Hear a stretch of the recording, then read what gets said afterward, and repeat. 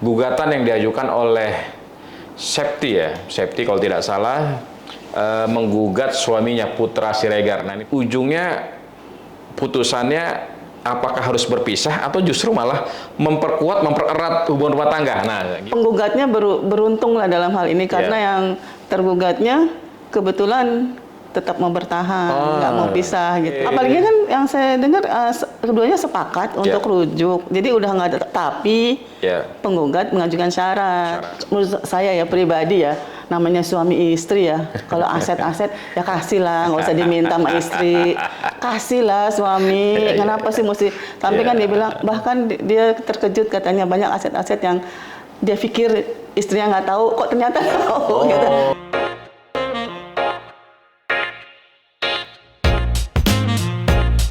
Assalamualaikum warahmatullahi wabarakatuh. Waalaikumsalam. Jumpa lagi di channel YouTube Halo Pengacara. Bagaimana kabarnya para sahabat Halo Pengacara? Pada kesempatan kali ini kita akan berdiskusi dengan seorang pakar. Nah, nih pakar. Pakar tentang hukum rumah tangga. Nah, hukum rumah tangga. Rumah tangga juga ada hukumnya, kita kira gitu ya. Telah hadir bersama saya Ibu Hajah Silviani Abdul Hamid. Assalamualaikum Bu. Waalaikumsalam. Aduh, Masya Allah, di tengah-tengah kesibukan Bu Haji atau Bu Silvi atau apa nih saya panggil enaknya? Bu Silvi aja. Bu Silvi. Di tengah aktivitas dan kesibukan beliau ya, kita minta waktunya sebentar nih untuk berdiskusi tentang hal-hal yang menarik perhatian publik. Ya, pada kesempatan kali ini kita akan berdiskusi tentang gugatan yang diajukan oleh Septi ya. Septi kalau tidak salah menggugat suaminya Putra Siregar. Nah, ini pengusaha apa nih? Handphone, pengusaha laptop. Nah, ini kan sempat ramai ya Bu ya. Apalagi beliau kalau tidak salah Putra Siregar ini baru saja ada permasalahan hukum sebelumnya gitu ya. Nah, yang menarik adalah alasan-alasan diajukan gugatan gitu ya. Artinya kalau kita baca di media sosial ya berharap dengan ada gugatan ini akan muncul mediasi kalau tidak salah. Kesepakatan gitu kira-kira gitu ya. Ini menarik. Di mana kalau orang bicara gugatan pengadilan itu udah arahnya udah mau memang benar-benar berpisah kira-kira begitu. Nah, menurut Bu Silvi bagaimana sih sebenarnya? Apakah benar pengadilan itu bukan hanya bukan secara otomatis ketika kita mengajukan ke pengadilan, ya masyarakat mengajukan pengadilan agama khususnya dalam hal ini itu ujungnya putusannya apakah harus berpisah atau justru malah mempererat hubungan rumah tangga. Nah, gimana nih kira-kira menurut Ibu? Menyatukan gitu. Menyatukan maksud saya gitu ya. So far yang saya tahu kan orang pasti mau mengajukan permohonan ya. Permohonan itu gugatan atau itu ceraian pasti mau cerai gitu. Tapi dalam hal ini ternyata yang menarik dia beralasan untuk apa? Untuk membuat kesepakatan. Ya, bisa walaupun tujuannya orang hadir atau mendatangi pengadilan agama atau pengadilan bagi yang non muslim pengadilan negeri ya untuk bercerai, memang artinya bisa untuk bercerai. Tapi pada prinsipnya hakim pastinya atau majelis pastinya akan memediasi dulu tujuannya supaya awalnya tuh supaya tidak bercerai tentu. Usahakan untuk rujuk, untuk apa semuanya itulah. Untuk artinya tidak bercerai lah gitu. Selalu menasihati hakim dalam setiap persidangan, setiap tahapan persidangan akan selalu menasihati begitu Bu ya, kira-kira. Iya. Tadi menarik tadi Ibu bilang ada proses mediasi. Ya, itu ya kalau tidak salah tadi ya disampaikan proses mediasi. Mediasi ini sebelum persidangan resmi dimulai atau memang itu suatu kewajiban atau apa bahasanya sunnah gimana Pak? Ya memang itu urutannya ya. Tahapannya dalam proses perceraian di pengadilan gitu ya. Walaupun sebenarnya sebelum ke pengadilan sebenarnya harusnya ada ya namanya BP4 ya. Oke, BP4. itu suatu organisasi sosial yang keagamaan. Keagamaan, BP4 badan. Itu mitranya. Mitranya KUA. Mitranya Kementerian Agama. Kementerian Agama, adanya di KUA kan? Ada di KUA. Tapi orang tuh selalunya potong kompas tuh, nggak pernah tuh yang ke situ. Langsung aja, udah, pokoknya udah langsung aja deh mau cerai gitu ya. Oke. Tapi akhirnya pun di pengadilan juga dimediasi dulu. Dimediasi dulu, dan di pengadilan juga jarang juga. Kamu udah ke BP4 belum gitu? Iya, itu dia. Nggak pernah diminta gitu kan, kira-kira seperti itu.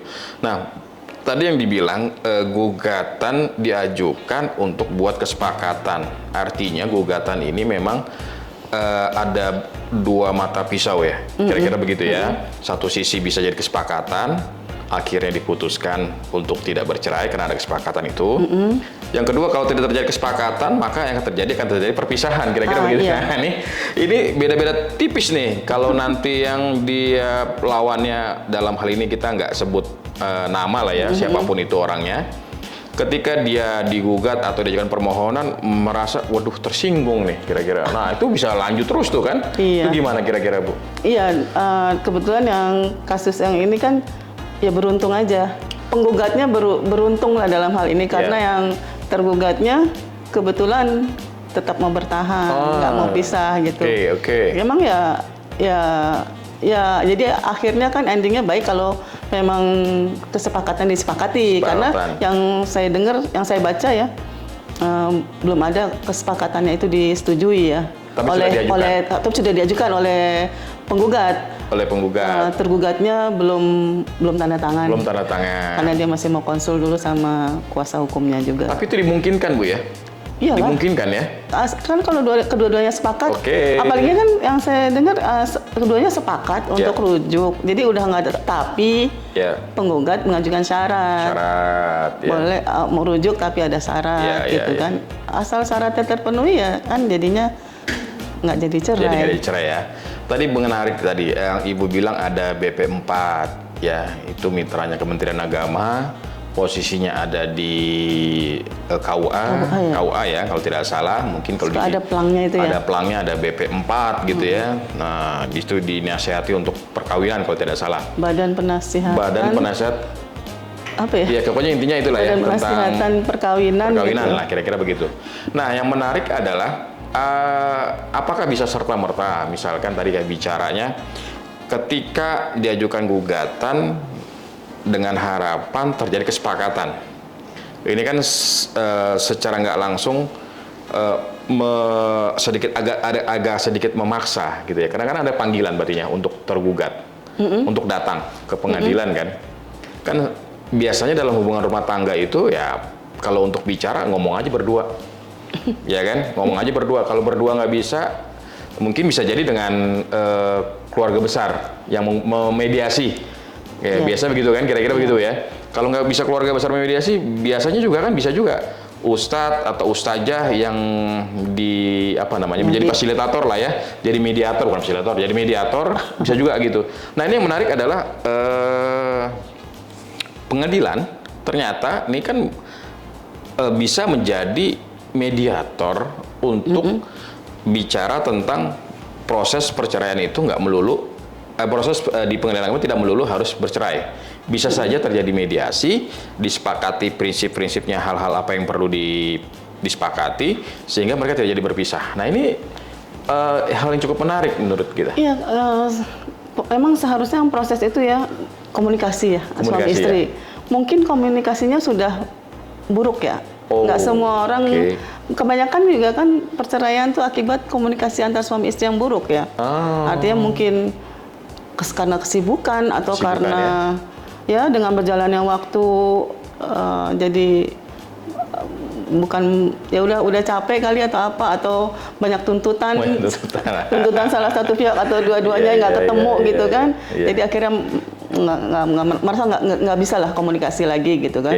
Dan dari mungkin ya dari kasus-kasus yang ada yang datang gitu ya, yang ke kita datang ke kantor tuh kan juga kebanyakan mereka tuh hanya sambil lalu ya ke orang tua, tuh hanya sekedar pemberitahuan. Saya nggak ngerti ya kenapa kenapa sampai sebegitunya? Artinya nggak seperti dulu zaman dulu kan Zaman selalu dulu ya. baik-baik artinya akan sampaikan ke orang tua atau bagaimana.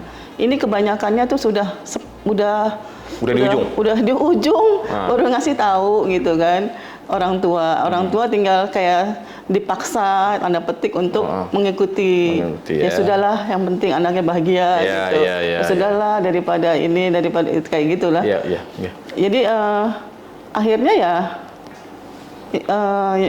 ya begitulah, akhirnya mungkin mereka lebih pikir pengadilan lah, yang bisa menyelesaikan masalah ini, dan mungkin juga lebih memiliki kekuatan hukum gitu kalau ditentukan oleh pengadilan, kalau ada persyaratan dari salah satu pihak atau dari dua pihak gitu. Karena nanti keputusannya mengikat ya.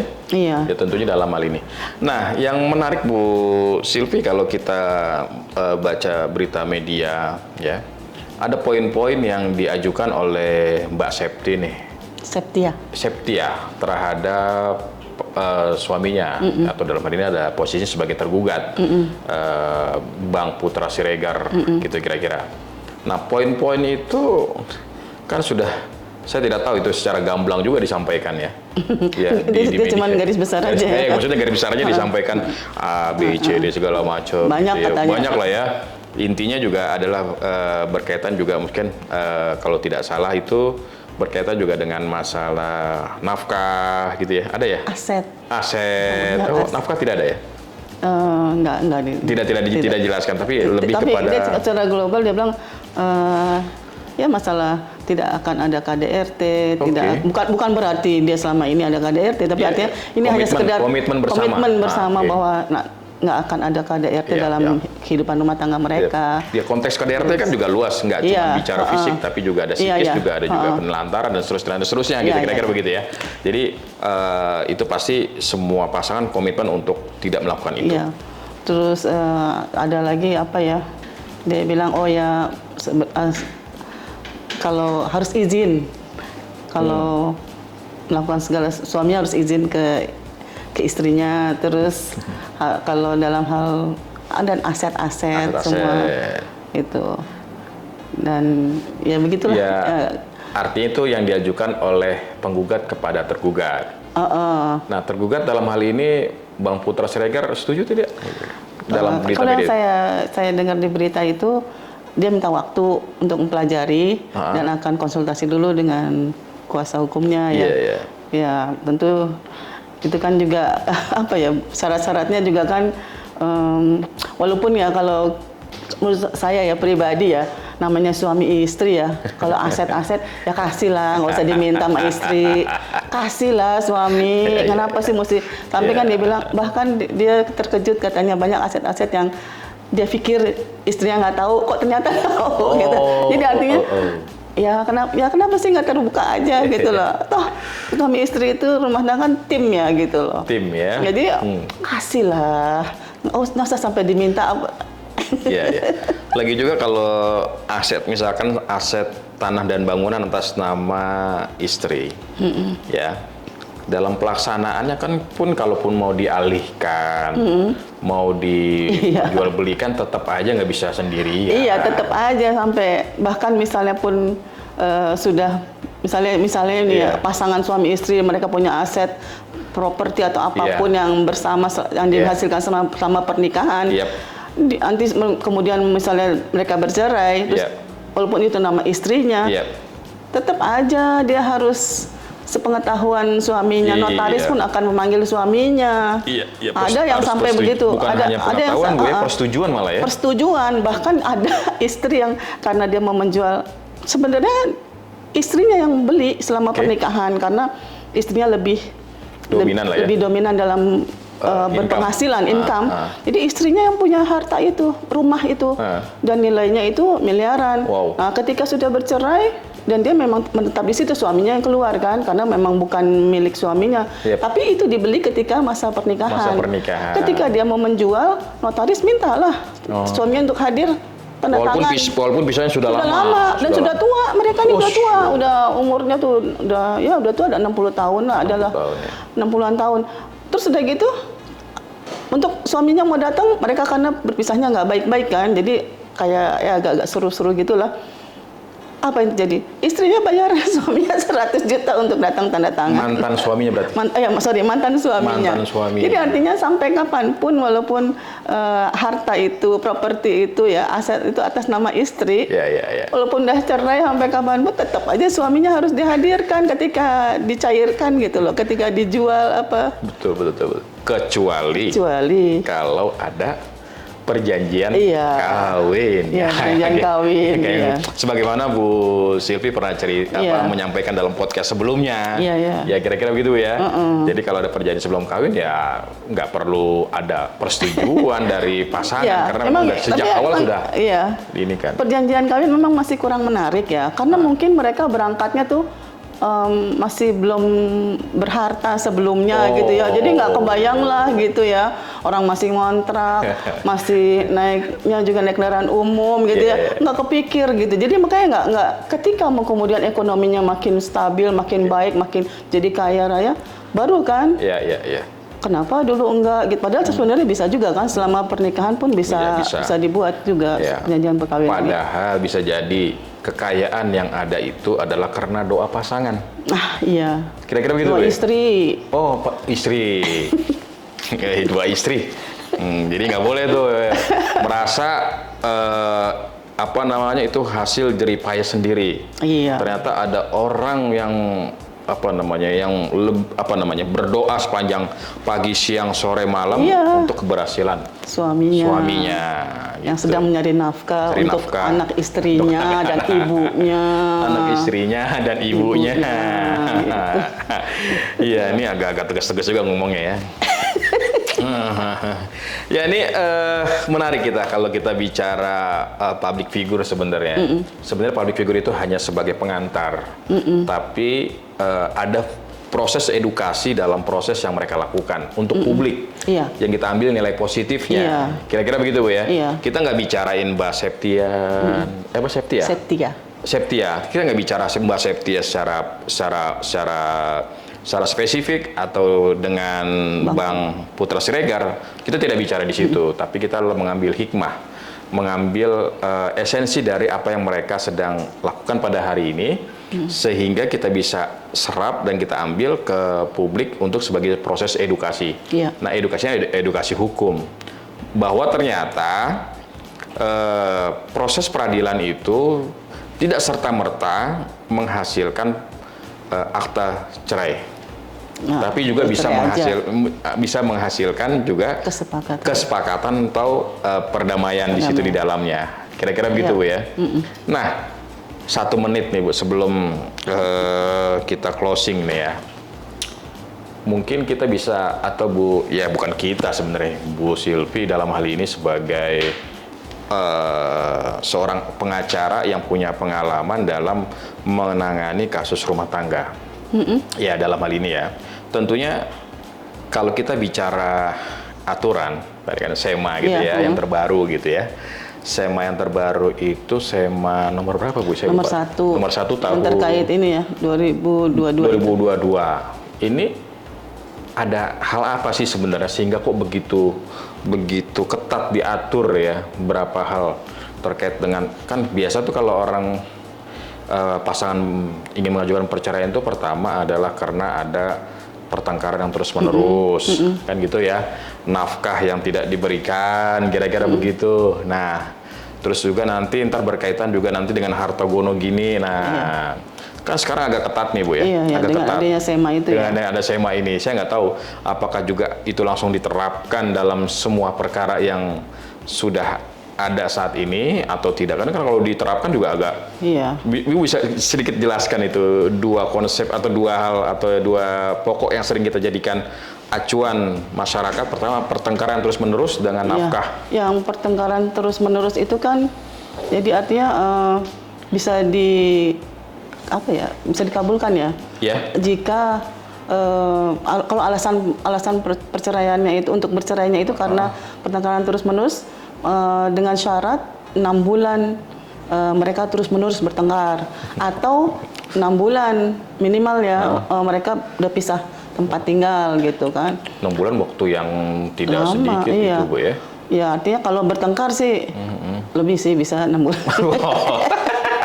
Ya katanya kita banyak ya melihat pasangan, sebenarnya dia kan bilang saya sudah bertahan ini udah dari 4 tahun yang lalu, dari 10 tahun yang lalu. Artinya ya nggak mungkin kan baik-baik saja, artinya 4 tahun itu. Jadi lebih dari kalau pertengkaran tuh mungkin bisa ya kalau ya nggak mungkin juga kan masa semalam bertengkar terus minta cerai gitu kayaknya. Oke, 6 bulan. Jarang. 6 bulan saya pikir ya itu oke lah gitu. 6 bulan pertengkaran terus menerus atau 6 bulan dia pisah rumah gitu ya? Kalau Iya, tidak salah tadi ya, pisah tempat rumah. tinggal. Pisah tempat tinggal, pisah artinya kalau selama ini dalam rumah kediaman bersama yang salah satu pihak meninggalkan tempat kediaman bersama. Ya, itu syaratnya yang itu syaratnya. sesuai SEMA nomor 1 2002 itu 2022 itu. Kenapa semakin ketat ya kayak gitu ya?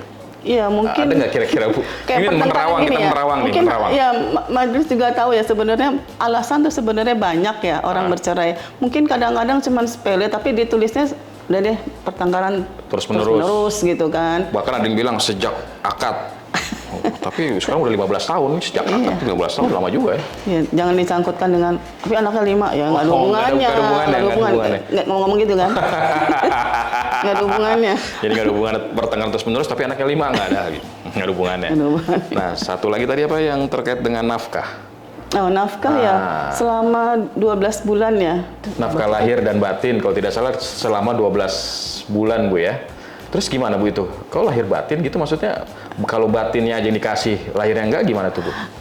Jadi di SEMA nomor 1 tahun 2022 terkait nafkah lahir atau batin atau lahir dan batin itu dua-duanya bisa salah satu. Dua-duanya dan bisa, atau berarti dan atau gitu itu minimal 12 bulan. 12 bulan itu orang udah kelaparan duluan itu.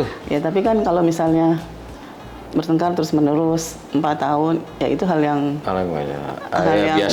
bisa terjadi gitu ya. Bisa terjadi lah. On off itu mah kalau 4 tahun Bu kali ya. Iyalah, ya artinya itu hal yang sebenarnya ini kan membuat orang jadi nggak simple alasannya itu loh, alasan bercerainya. Jadi SEMA ini membuat jadi orang jadi jangan main-main lah gitu dengan mengajukan gugat cerai atau permohonan gitu. Gitu ya. Oh dahsyat juga. Jadi kalau nafkah lahir dan atau batin itu 1 tahun. Iya, minimal 12 bulan. Minimal 12 bulan. 12 bulan itu 1 tahun berarti ya? Iya. Oh iya, oke. Nah, pertanyaan yang closing nih, Bu. Kalau kita lihat dari kasusnya Mbak Septia dan Bang Putra Siregar ini, apa yang bisa kita ambil edukasinya secara hukum buat masyarakat sahabat Halo Pengacara? Kalau misalnya penggugat artinya istri ya. Istri ya. Pastikan dulu pasangannya memang nggak mau cerai. Oh, gitu. Pastikan dulu pasangannya nggak mau cerai. Oke, terus? Soalnya kan kalau si tergugatnya ternyata setuju cerai, nggak dapat dong kesepakatan yang diinginkan. Kalau memang tujuannya mencari ke gugat cerainya untuk supaya ada kesepakatan. Gitu kan. Tapi kalau memang mau cerai ya sudah nggak usah dipastikan lagi. Ya memang ya udah emang saya maunya cerai ya udah cerai nggak peduli apa-apa, iyalah. Jadi ya tapi ya biar bagaimanapun ya orang kalau ke pengadilan itu nggak langsung sehari 2 hari bertengkar, sehari 2 hari ngambek terus langsung mengajukan permohonan. Itu pasti kan hal yang sudah dipikirkan masak-masak matang-matang, apalagi kalau ada anak ya. Itu bukan proses yang semalam 2 malam gitu loh. Pasti itu proses yang sudah panjang, yang sudah dipikirkan. Artinya sudah mateng dan siap melangkah untuk ke langkah estafet yang selanjutnya, kira-kira begitu ya Bu ya. Terima kasih kepada Bu Silvi yang sudah berdiskusi dengan kita ya pada kesempatan kali ini. Dan bagi para sahabat Halo Pengacara yang ingin berkonsultasi, bertanya tentang hukum keluarga, bisa memanfaatkan aplikasi Halo Pengacara, atau bisa langsung bertanya di bawah video kesempatan kali ini tentang hukum keluarga. Dalam video ini nanti ada kolomnya atau ada komennya, bisa memanfaatkan itu untuk bertanya hal-hal berkaitan dengan hukum keluarga. Dan jangan lupa untuk like, komen, subscribe, dan share video Halo Pengacara. Sekali lagi terima kasih kepada Bu Silvi. Sama-sama. Assalamualaikum warahmatullahi wabarakatuh. Waalaikumsalam warahmatullahi wabarakatuh.